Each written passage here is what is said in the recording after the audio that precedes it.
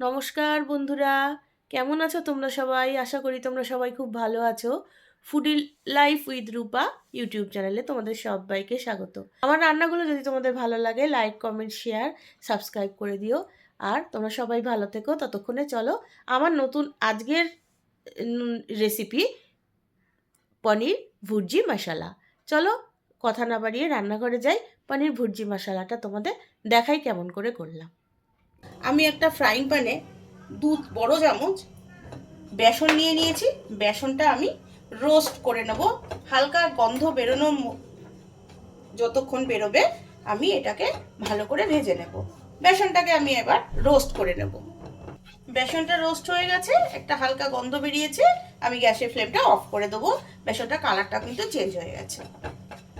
এখানে আমি বড় চামচে 2 চামচ তেল দিয়ে দিলাম। তেলটা গরম হয়ে গেলে আমি এখানে দিয়ে দিলাম বড় চামচের 1 চামচ কাশ্মীরি লঙ্কার গুঁড়ো। এটাকে ভালো করে মিশিয়ে দেবো। ফ্লেমটা কিন্তু আমি এখানে অফ করে দিয়েছি। একটা মশলা মিক্স আগে তৈরি করে নেব। তার জন্য আমি নিয়েছি প্রায় 1 কাপ পরিমাণ টক দই। টক দইটাকে আমি ভালো করে ফেটিয়ে নিচ্ছি। এর মধ্যে দেব আমি 1 বড় চামচের 1 চামচ কাশ্মীরি লঙ্কার গুঁড়ো, হাফ চামচ দিয়ে দিলাম হলুদ গুঁড়ো, 1 চামচ দিয়ে দিলাম ধনে গুঁড়ো, হাফ চামচ দিয়ে দিলাম রোস্টেড জিরে গুঁড়ো, আর 1 চামচ দিয়ে দিলাম আমি কসৌরি মেথি রোস্ট করে গুঁড়ো করা। এছাড়া দিলাম 1 চামচ পরিমাণে গরম মশলা। এটা আমি ভালো করে এখন মিক্স করব। যে বেসনটা রোস্ট করে রেখেছিলাম সেই বেসনটা দিয়ে দিলাম। প্রায় 3 চামচ পরিমাণ বেসন এখানে আছে। এই বেসনটা দিয়ে আমি এটাকে ভালো করে মিক্স করব। যে তেলটা আমি তৈরি করে নিয়েছিলাম সেই তেলটা দিয়ে দেবো। এই তেলটার মধ্যে কাশ্মীরি লঙ্কা আছে বলে তেলের রঙটা এত সুন্দর লাল হয়েছে। এই তেলটাও আমি এর মধ্যে দিয়ে দেবো, দিয়ে মশলাটা আর একটু মিক্স করব। দিয়ে দেবো 1 কাপ পরিমাণ জল, দিয়ে মশলাটাকে আমি রেডি করে রাখবো।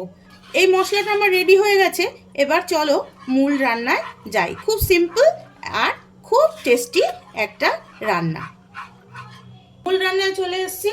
2 চামচের 2 চামচ সাদা তেল দিয়ে দিয়েছি, একটা কিউব বাটার দিয়ে দিয়েছি। বাটারটা মেল্ট হওয়ার জন্য ওয়েট করব। বাটারটা মেল্ট হয়ে গেছে, দিয়ে দেবো কেটে রাখা একটা বড় ক্যাপসিকামকে আমি কুচি কুচি করে কেটে রেখেছিলাম। তার 4 ভাগের 3 ভাগ দিলাম, 1 ভাগ রেখে দিলাম। 4টে টমেটোকে আমি কুচি কুচি করে কেটে রেখেছিলাম, তার 4 ভাগের 3 ভাগ দিলাম, 1 ভাগ রেখে দিলাম। গ্যাসের ফ্লেমটাকে এই সময় আমি বেশ জোরে করে দেব। দিয়ে দেব স্বাদ মতো নুন। ক্যাপসিকাম আর টমেটোটা মিক্স করব ভালো করে। একটা কথা এখানে বলে রাখি, এটা আমার সম্পূর্ণ নিরামিষ একটা রান্না। তোমরা যদি এটাকে আমিষ করে খেতে চাও, মনে করো যে এটাতে পেঁয়াজ দেবে, তাহলে এই সময় ক্যাপসিকামের সঙ্গে পেঁয়াজটা দিতে পারো। যতক্ষণ না টমেটোটা গলে ততক্ষণ একটু ওয়েট করব। টমেটোটা গলে গেলে একদম স্ম্যাশড হয়ে গেলে তারপরে আবার ফিরে আসছি। দেখো টমেটোটা একদম গলে গেছে, একটু পাশ থেকে তেলও ছেড়ে দিয়েছে। এবারে আমি দেব যেই মশলা মিক্সটা আমি করেছিলাম, সেই মশলা মিক্সটা পুরোটা আমি দিয়ে দেব। ভালো করে এটাকে মিক্স করব। দিয়ে দেব বেশ খানিকটা কুচনো ধনে পাতা, দিয়ে দেবো সম পরিমাণ পুদিনা পাতা। এবার এটাকে ভালো করে মিক্স করব। যতক্ষণ না এই মশলা থেকে তেলটা একদম ভালো করে ছাড়ে ততক্ষণ এটাকে আমি কষাবো। গ্যাসের ফ্লেমটা কিন্তু আমি এই সময় হাই করে দিয়েছি। আমার এই রান্নাটা যদি তোমাদের ভালো লেগে থাকে তাহলে অবশ্যই একটা লাইক দিও, কমেন্ট করো কেমন লাগলো রান্নাটা, কমেন্ট করো। আর আমার চ্যানেলটাকে সাবস্ক্রাইব করে দিও। নিত্য নতুন রান্না, বিভিন্ন এক্সক্লুসিভ কিছু রান্না নিয়ে অবশ্যই তোমাদের সাথে আমি আবার আসব, যদি তোমরা আমাকে একটু উৎসাহ দাও। সাবস্ক্রাইব করে দিও, সঙ্গে সঙ্গে পাশে যে বেল বাটনটা আছে সেই বেল বাটনটা একটু টিপে দিও, আমার রান্নার নোটিফিকেশানগুলো যাতে খুব সহজেই তোমরা পেয়ে যাও, যদি আমার রান্নাটা তোমাদের ভালো লেগে থাকে। তেলটা ছাড়া পর্যন্ত অপেক্ষা করব। এই সময় কিন্তু সমানে এই ফ্রাইং প্যানটায় এই মশলাটাকে সমানে চালাতে হবে, এই খুন্তি দিয়ে। কেননা তার কারণ হচ্ছে, যেহেতু বেসন আছে সেহেতু তলায় লেগে যাওয়ার প্রচণ্ড সম্ভাবনা আছে।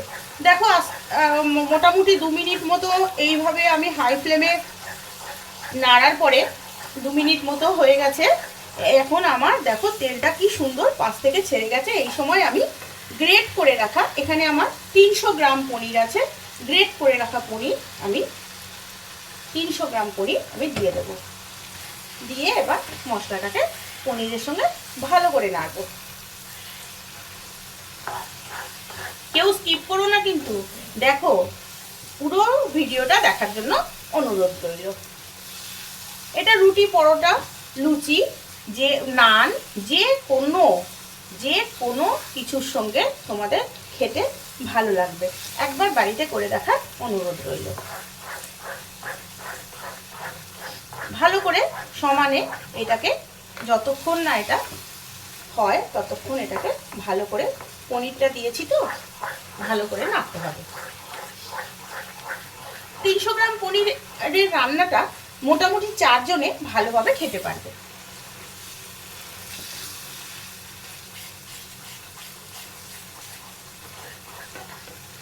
মিডিয়াম আছে আমি এটাকে 2 মিনিট মতো নাড়াচাড়া করেছি, তেল ছেড়ে গেছে। এবারে আমি স্বাদ বাড়ার জন্য, ব্যালেন্স আনার জন্য এইটুকু চিনি দিলাম, সামান্য একটু চিনি। আমার রান্নাটা হয়েই গেছে। এবারে আমি কয়েকটা জিনিস একটু দিয়ে দেবো। যেটুকু ক্যাপসিকাম কেটে রেখেছিলাম ছড়িয়ে দিলাম, যেটুকু টমেটো 4 ভাগের 1 ভাগ যে টমেটো কেটে রেখেছিলাম সেটা দিয়ে দিলাম, আর দিলাম একটু ধনেপাতা, আর ওপর থেকে দিলাম একটু পুদিনা পাতা। গ্রেট করে রাখা কিছুটা পনির আমি রেখে দিয়েছিলাম, সেটা আমি উপর থেকে ছড়িয়ে দিলাম। এবার আর বেশি নাড়ার দরকার নেই, মোটামুটি রান্নাটা আমার কমপ্লিট হয়ে গেছে। তো তৈরি হয়ে গেল পনির ভুর্জি মশলা। মশলাটা নাড়াচাড়া হয়ে গেছে। এবারে আমি একটু দিয়ে দিলাম কাঁচা লঙ্কা কুচি। কাঁচা লঙ্কা কুচি দিয়ে আবার আমি এই মশলাটাকে ভালো করে নাড়ব। গ্যাসের ফ্লেমটা এবার আমি অফ করে দেবো। সার্ভ করে তোমাদের দেখাবো কেমন হলো রান্নাটা। হাতে গড়া রুটি, 4-5 টুকরো শসা, একটু পুদিনা আর ধনেপাতার চাটনি সঙ্গে আমি পনির ভুর্জি মশলাটা সার্ভ করে দিয়েছি। তোমরা ইচ্ছা করলে নান, পরোটা, লুচি যে কোনো কিছুর সঙ্গে খেতে পারো। আমার রেসিপিটা যদি ভালো লেগে থাকে তাহলে অবশ্যই লাইক, শেয়ার আর কমেন্ট করো। সাবস্ক্রাইব করে দিও আমার ছোট্ট চ্যানেলটাকে, তাহলে একটু উৎসাহ পাবো। নতুন আরও ভালো ভালো এক্সক্লুসিভ কিছু রেসিপি নিয়ে পরের এপিসোডে ফিরে আসছি। ততক্ষণে তোমরা সবাই ভালো থেকো।